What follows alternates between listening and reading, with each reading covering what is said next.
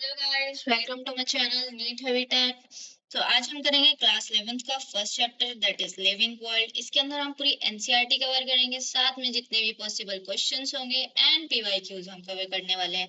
तो सबसे पहले जो पेज सबसे ज्यादा इग्नोर्ड होता है हम उसी को देख लेंगे। यहाँ से सबसे ज्यादा एक इम्पोर्टेंट लाइन है, इससे बहुत क्वेश्चन पूछे जाते हैं, कोचिंग इंस्टीट्यूट्स के टेस्ट में भी आता है। तो Darwin of 20th century that is Ernest Mayr, ये बहुत इंपॉर्टेंट है।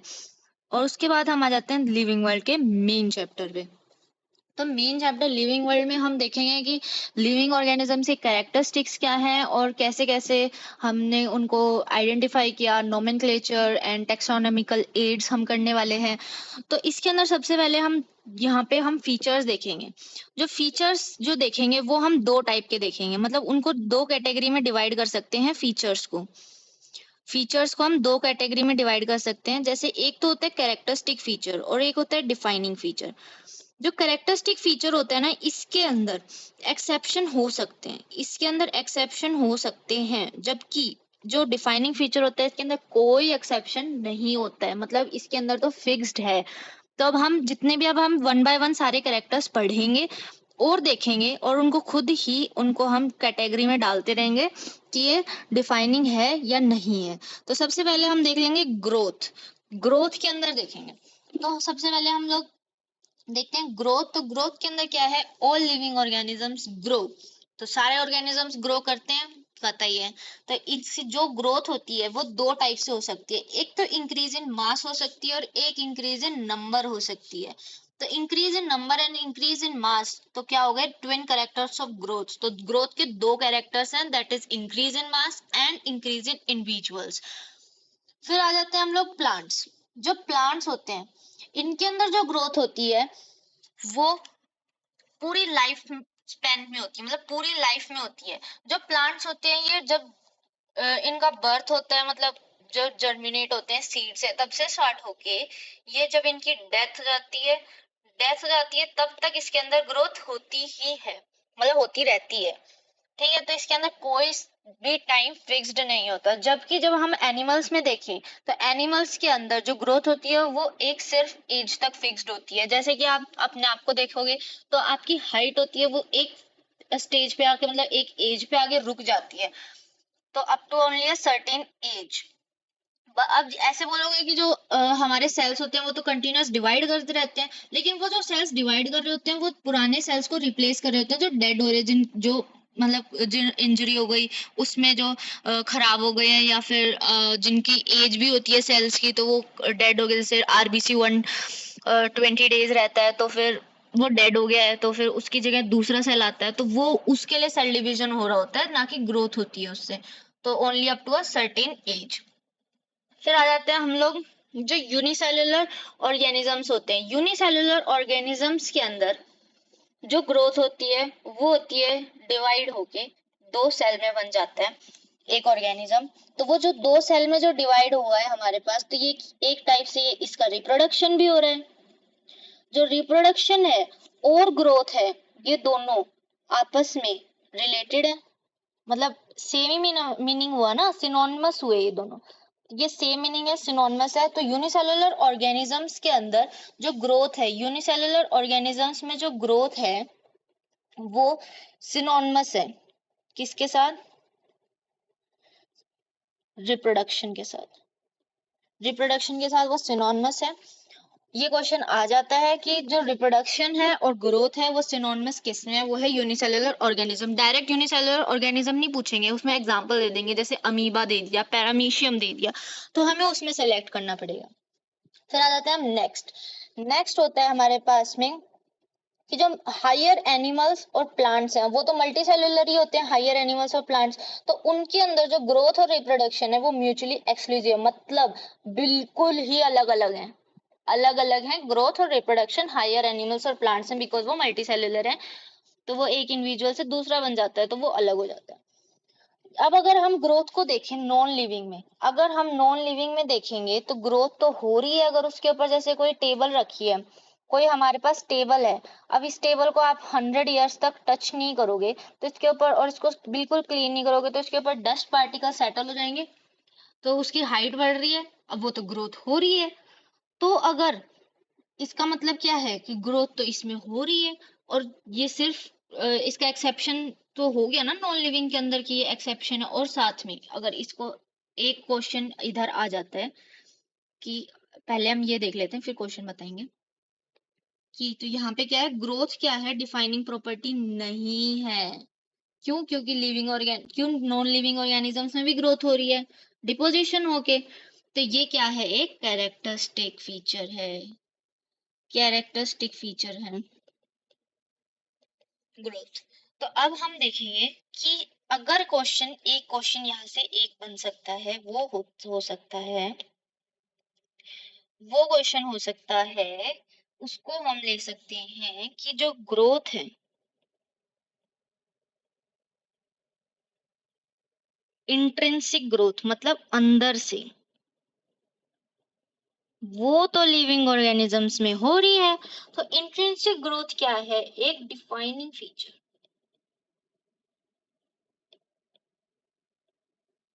इंट्रिंसिक ग्रोथ तो एक डिफाइनिंग फीचर है, लेकिन एक्सट्रिंसिक की बात करी जाए तो उसके अंदर एक्सेप्शन आ जाता है, जो है non living organisms. Non living तो ऑर्गेनिजम्स है नहीं, नॉन लिविंग ऑब्जेक्ट्स। तो नॉन लिविंग ऑब्जेक्ट्स तो ये defining feature, intrinsic growth defining है, जबकि एक्सट्रिंसिक डिफाइनिंग नहीं है, वो एक कैरेक्टरिस्टिक फीचर है। अब हम नेक्स्ट आ जाते हैं रिप्रोडक्शन पे। रिप्रोडक्शन मतलब दूसरा ऑर्गेनिज्म बनना, एक से दूसरा ऑर्गेनिज्म बनना। तो ये तो हम बोलेंगे कि नॉन लिविंग ऑर्गेनिज्म रिप्रोड्यूस नहीं करते, वो अपना नहीं डिवाइड कर सकते हैं, बट इसमें एक्सेप्शंस आ जाते हैं, जैसे म्यूल्स। म्यूल्स क्या है, हॉर्स एंड डोंकी का इंटरस्पेसिफिक हाइब्रिडाइजेशन करने से जो ऑर्गेनिज्म बना वो था म्यूल, जो कि होते हैं स्ट्राइल।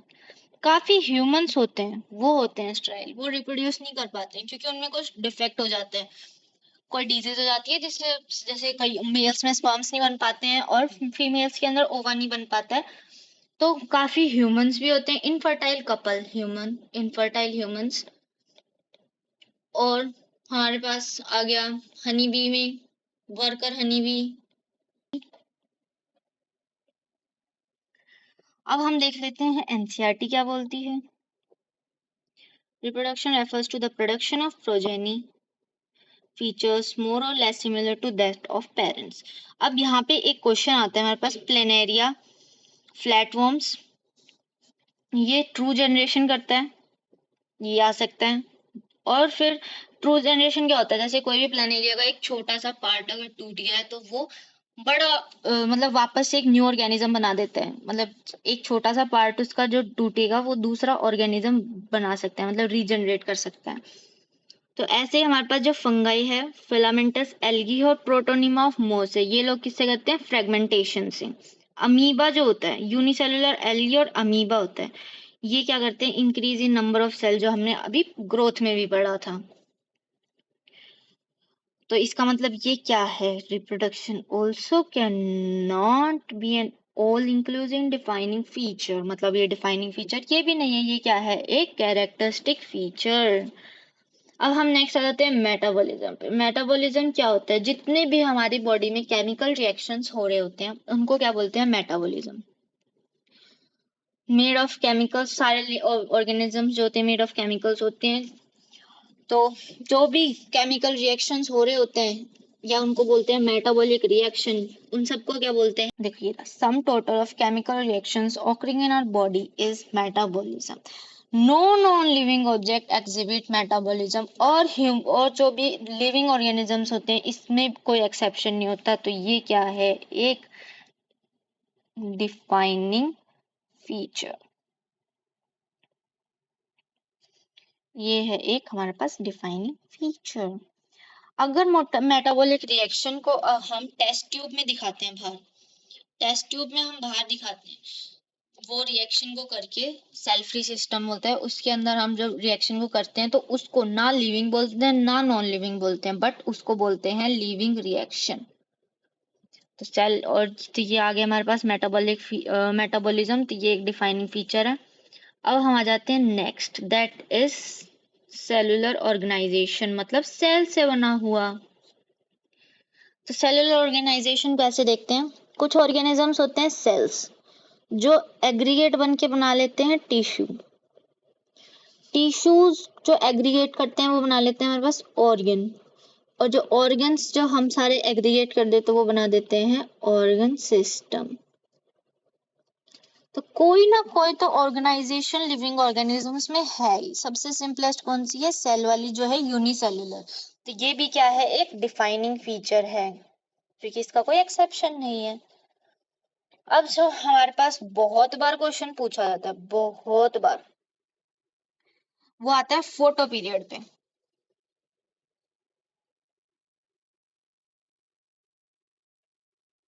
Photo period affects reproduction in seasonal breeders, both plants and animals. मतलब एनिमल्स में भी फोटो पीरियड अफेक्ट करता है। फोटो पीरियड क्या होता है? फोटो मीन्स होता है, यहाँ लिख लेते हैं हम, photoperiod. Photoperiod, photoperiod क्या होता है? ये होता है हमारे पास, photo means light and period means time. Photoperiod means हो गया है लाइट टाइम, मतलब जितनी देर हमें लाइट मिल रही है वो होता है फोटो पीरियड। तो वो दोनों का दोनों अफेक्ट करता है सीजनल ब्रीडर्स पे। ब्रीडर्स जो प्लांट्स भी हो सकते हैं, एनिमल्स भी हो सकते हैं, दोनों में। अब हम जैसे कि कोई भी हमारे पास जैसे कि आप प्लांट देख सकते हैं, टच मी नॉट प्लांट है, हम उसको टच करते हैं तो वो क्लोज हो जाती है उसकी लीव्स। तो वो उसको सेंस, इन्वायरमेंट को सेंस कर रही है और साथ में उसको रिएक्ट कर रही है। तो उसको क्या बोलते हैं? वो क्या होता है हमारे पास? कॉन्शियसनेस।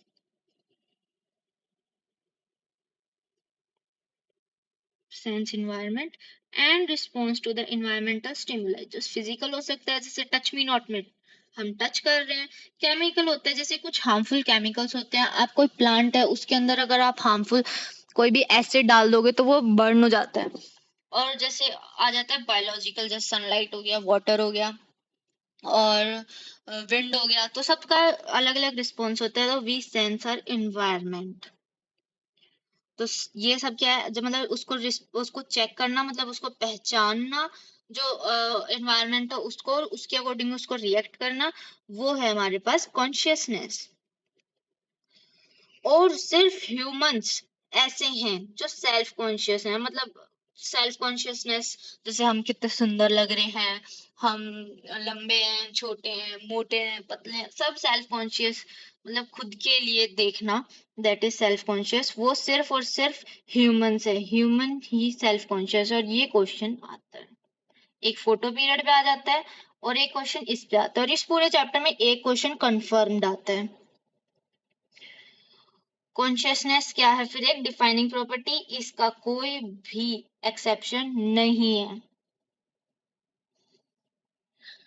फिर हमारे पास आती है सबसे ज्यादा यहाँ पे एक अजर्शन रीजन जो आता है। अजर्शन रीजन आ सकता है जो सेल्यूलर ऑर्गेनी जो प्रॉपर्टीज हैं टिश्यू की, वो प्रेजेंट नहीं होती हैं उसके कॉन्स्टिट्यूएंट सेल में, but rise as a result of interaction among constituent sales.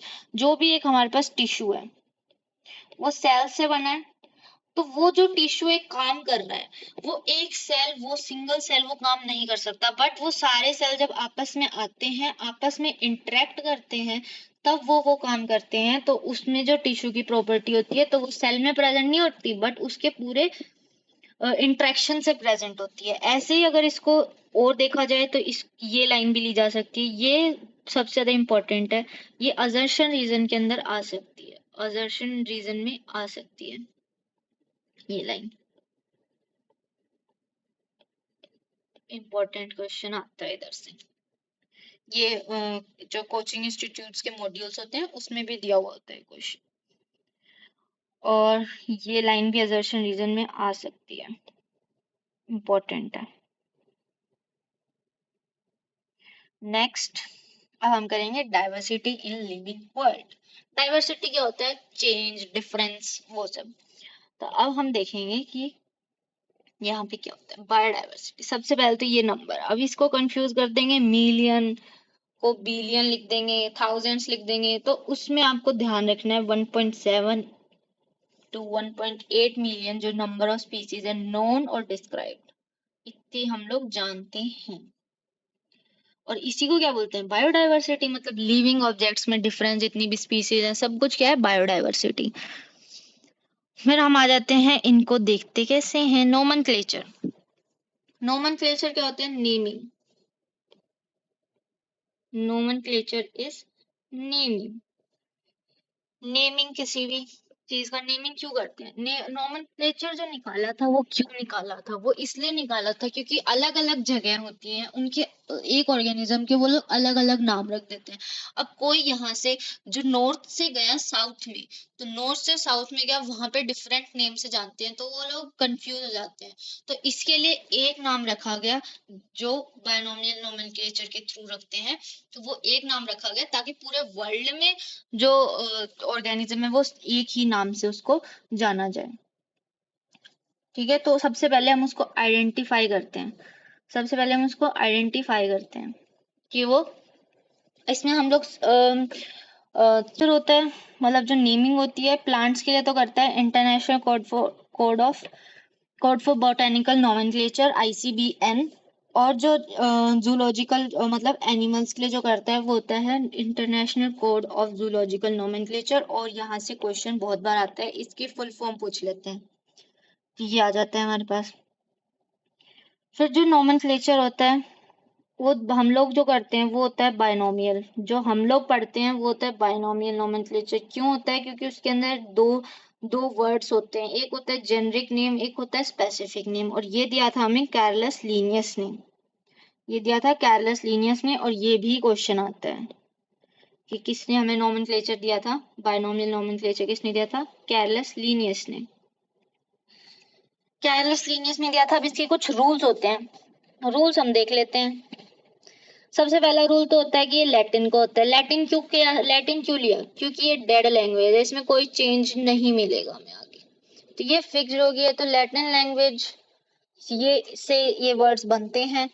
और इनको जब अगर हम प्रिंट कर रहे हैं तो इटैलिक्स में होता है, प्रिंट कर रहे हैं तो ये इटैलिक्स में होता है। और अगर हम लोग इसको हैंड राइट कर रहे हैं तो उसको क्या करते हैं, अंडरलाइन कर देते हैं अलग अलग। जैसे यहाँ पे हम अंडरलाइन कर देंगे मैंगीफेरा इंडिका, कि किसका साइंटिफिक नेम है, ये है हमारे पास मैंगो का साइंटिफिक नेम। इसको अलग अलग अंडरलाइन कर देते हैं ऐसे। फिर इसके अंदर एक होता है कि जो सबसे पहले होता है वो होता है जीनस, ये हमारे पास है जीनस। और जो इसका फर्स्ट लेटर होता है वो होता है कैपिटल, और ये है स्पेसिफिक एपिथेट। और इसका जो फर्स्ट लेटर होता है वो होता है स्मॉल।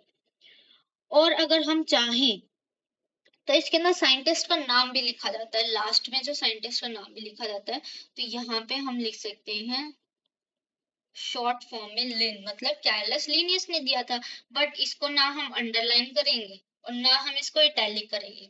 ना अंडरलाइन करना है ना इटैलिक करना है, ना अंडरलाइन करना है ना इटैलिक करना है। जैसे ये लिखा है हमारे पास ऐसे। ऑथर का नाम जिसने नाम दिया उसको हम ट्रिब्यूट, मतलब एक टाइप से उसको अच्छा फील होए कि मैंने कुछ काम किया है, डिजर्व करा है, उसके लिए। तो लीनियस नहीं दिया था इसलिए आ गया। फिर क्लासिफिकेशन क्या होता है? क्लासिफिकेशन होता है जैसे एक चीज को आप डिवाइड कर दो कैटेगरीज के अंदर, उसको बोलते हैं क्लासिफिकेशन। तो classification process by which anything is grouped into convenient categories. अब जो एक कैटेगरी है उसको आप टैक्सा बोलते हो, एक कैटेगरी टैक्सा। और टैक्स जो प्रोसेस है क्लासिफिकेशन को, उसको टैक्सोनॉमी बोलते हैं। अगर क्लासिफिकेशन को आप टैक्सा मतलब कैटेगरी में, उस कैटेगरी को यहाँ बोल देते हैं टैक्सा। अगर उस टैक्सा में डाल रहे हो तो उस प्रोसेस को क्या बोल देते हैं? Overall taxonomy. और जो हमारे पास सिस्टमैटिक्स होता है, सिस्टमैटिक्स क्या है हमारे पास? Taxonomy, taxonomy plus phylogeny. Phylogeny क्या होती है? फाइलोजेनी होती है evolutionary, evolutionary relationship, evolutionary relationships. और यहाँ पे एक बुक का नाम दिया है सिस्टम एंड नेचर, जो थी लीनियस की। और जो सिस्टमैटिक्स है वो एक लैटिन वर्ड से ही लिया हुआ है, system which mean systematic arrangement of organisms, बस और कुछ नहीं है। फिर टैक्सोनॉमिक कैटेगरी जो हमने टैक्सा पढ़ी है, और उन सारी कैटेगरीज को बना के बोल देते हैं टैक्सोनॉमिक हायरार्की। और जो एक रैंक है यानी एक कैटेगरी उसको बोल देते हैं टैक्सॉन, और प्लूरल होता है तो टैक्सा। तो इसके अंदर सबसे पहले हम यहाँ पे देख लेते हैं कि ये कैसे कैसे आते हैं। जो हम ऑब्लिगेट 7 ऑब्लिगेट, इसके अंदर होती है 7 ऑब्लिगेट कैटेगरीज, 7 ऑब्लिगेट कैटेगरीज। तो वो क्या क्या है? सबसे पहले आती है हमारे पास किंगडम, फाइलम। फाइलम होता है एनिमल्स में, यहाँ मैं ए लिख देती हूँ, और जो डिवीजन होता है वो होता है प्लांट्स में। फिर आता है हमारे पास क्लास, फिर आता है हमारे पास ऑर्डर, फिर आता है हमारे पास फैमिली, जीनस, स्पीसीज। याद, अब इसको याद कैसे कर सकते हैं? यहाँ हम इसको लिख सकते हैं कि कीप, इसको याद कर लेंगे हम पी से, pot, clean, otherwise, family, gate. ये हमारा निमोनिक है याद करने के लिए, तो इसको हम लिखते हैं keep pot clean otherwise family get sick. Easy सा है, याद हो जाएगा। फिर हम आ जाते हैं नेक्स्ट। अब इनको हम डिटेल में कर लेते हैं कैसे कैसे होते हैं। तो स्पीसीज और जेनरा मैं साथ ले रही हूँ, स्पीसीज और जेनरा साथ ले रहे हैं। तो जो स्पीसीज है, जैसे इसमें एग्जांपल हम डायरेक्ट लिख लेते हैं, मैंगीफेरा इंडिका, सोलेनम ट्यूबरोसम,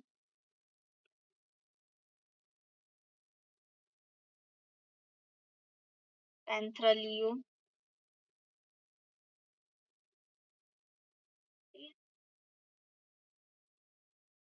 तो मैंगीफेरा इंडिका तो हमारे पास मैंगो है, इसके अंदर हमारे पास ये वाला जो है मैंगीफेरा, ये है हमारे पास जीनस, ये है हमारे पास स्पीसीज एपिथेट। ये हमारे पास जीनस, ये स्पीसीज, जीनस स्पीसीज। अब जो जीनस होता है ये क्या होता है? Homo sapiens for humans, Homo sapiens for humans. अब जो जीनस होता है ये होता है रिलेटेड स्पीशीज। रिलेटेड स्पीशीज किस में आ जाती है? हमारे पास जीनस में। अब जैसे कि सोलेनम है हमारे पास, इसके अंदर ट्यूबरोसम फॉर पोटैटो, निग्रम, और एक आ जाता है हमारे पास मेलेनगोनम, बैंगन एंड ब्लैक शेड, मेलेनगिना।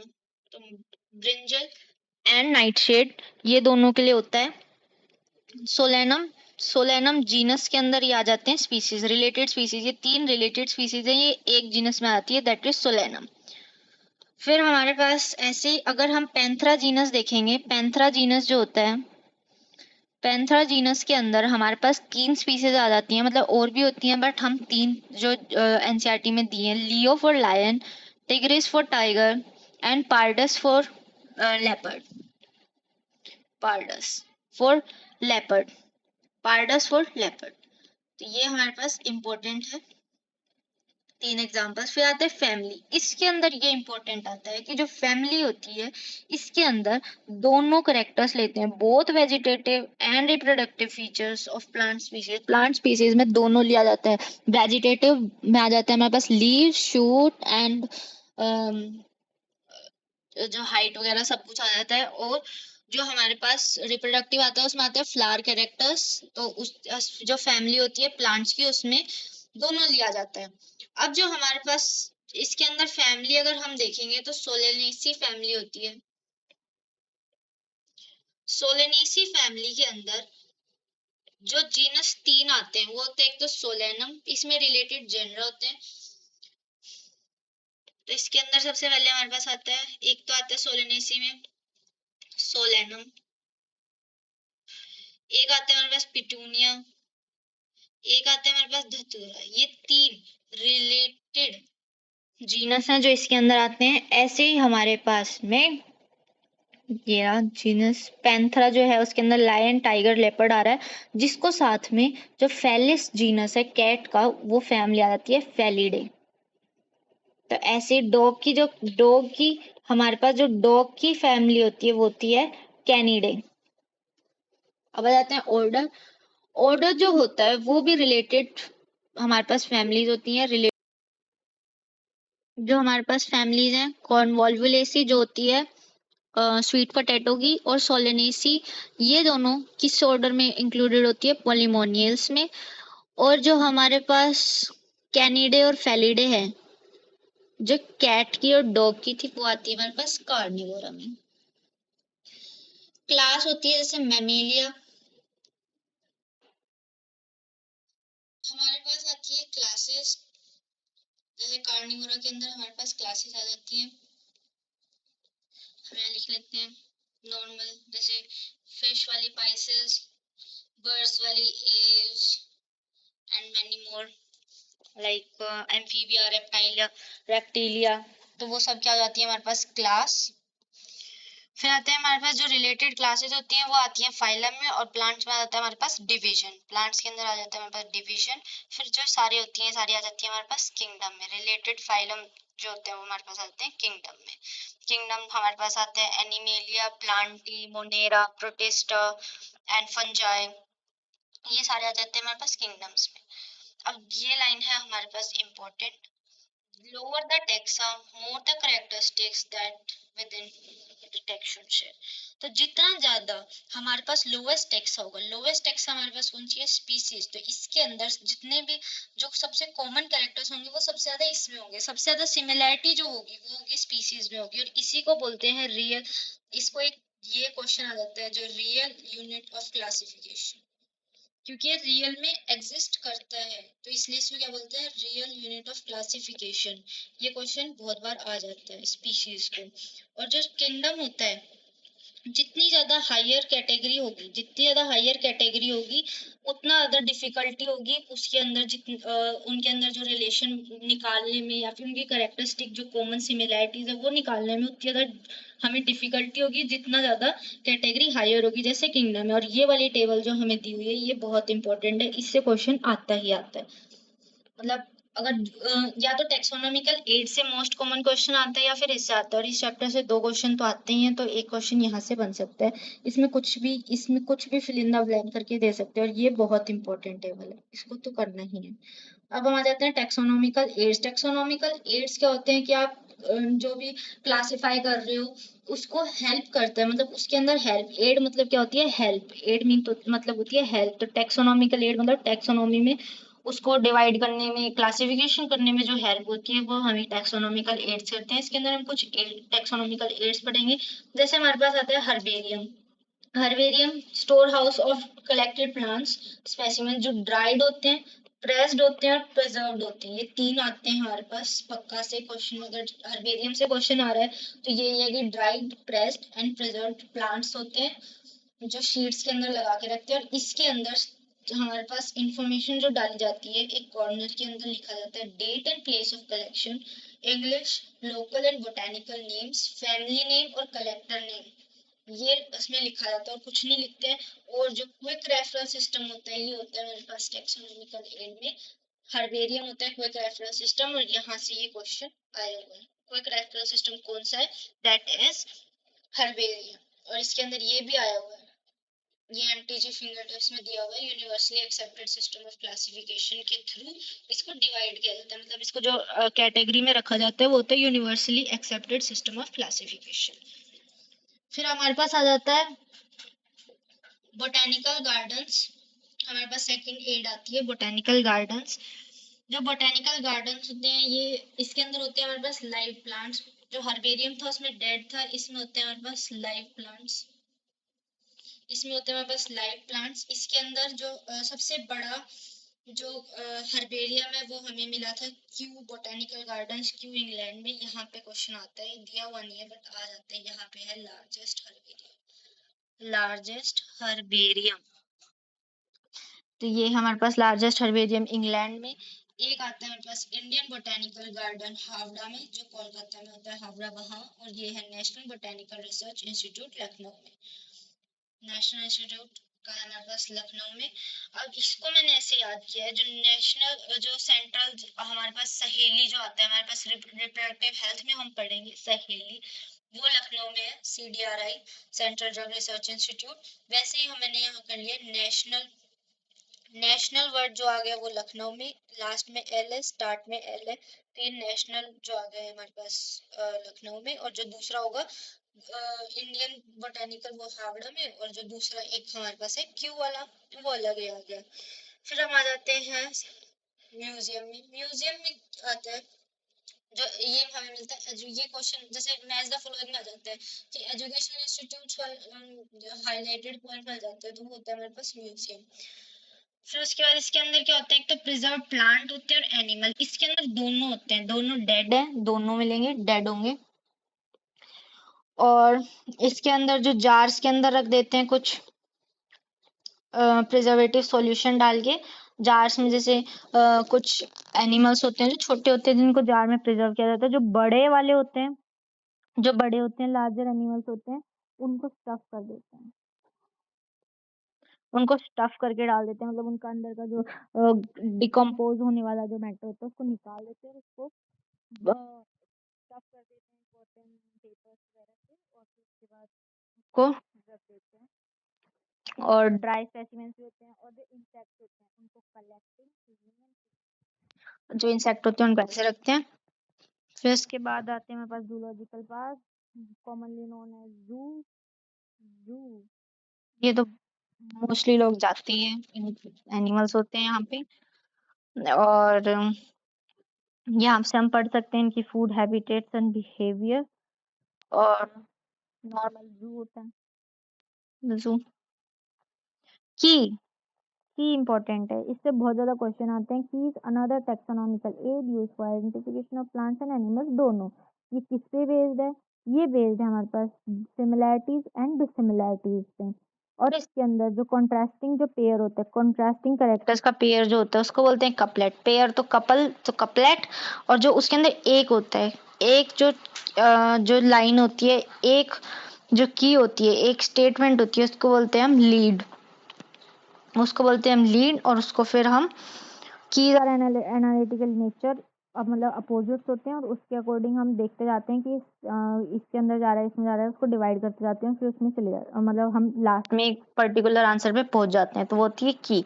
अब ये छोटे छोटे हैं बट इसके अंदर आ जाते हैं flora and manual and monograph. जो फ्लोरा होता है ये होता है प्लांट्स के लिए सबसे पहले, जैसे flora and fauna. Flora is for plants and fauna is for animals. तो ये फ्लोरा क्या है, प्लांट्स। इसमें प्लांट्स का जो इन्फो होगा वो मिलेगा। जो मैनुअल्स होते हैं, ये रहा flora contains the actual account of habitat and distribution of plants of a given area। जो मैनुअल्स होते हैं वो एक इंफॉर्मेशन करते हैं एक एरिया की, स्पीशीज की आइडेंटिफाई करने में। और जो मोनोग्राफ होते हैं, मोनो मीन्स वन, तो मतलब ओनली वन टैक्सोन, एक टैक्सोन के ऊपर मिलता है। Mono means one, mono means one, तो एक टैक्सोन। तो यहाँ पे हमारा चैप्टर कंप्लीट होता है। अगर आपको फर्स्ट लेक्चर है तो कोई आपको कमी लगी तो उसके लिए कोई एडवाइस देनी हो, तो सजेशन देना हो, कुछ भी करना हो, मतलब बताना हो, तो आप कमेंट्स में बता सकते हो। और दैट्स इट। अगर अच्छा लगे तो सब्सक्राइब करना।